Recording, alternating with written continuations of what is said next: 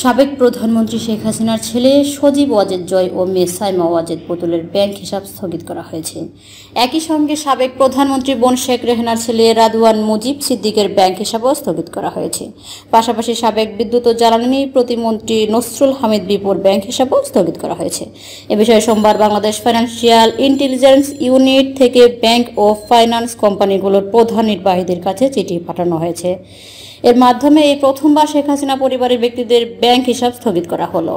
এর আগে আওয়ামী লীগের সাবেক মন্ত্রী, এমপি ও নেতাদের নামে ব্যাংক হিসাব স্থগিত করা হয়েছে।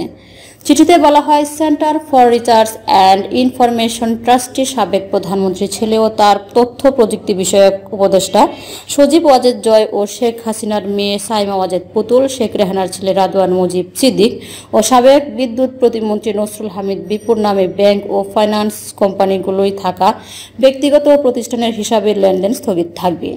এসব হিসাবে 30 দিন কোনো লেনদেন করা যাবে না। একই সঙ্গে ওইসব হিসাব থেকে কোনো অর্থ উত্তোলন ও স্থানান্তর করা যাবে না। প্রয়োজনে লেনদেন স্থগিত করার সময় বাড়ানো হবে। তাদের হিসাব সংশ্লিষ্ট তথ্য বা দলিল, যেমন হিসাব খোলার ফরম, কেওয়াইসি ও লেনদেন বিবরণী ইত্যাদি তথ্য BFIU-তে পাঠানোর কথা বলা হয়েছে। Desk report, Oishi Bangla.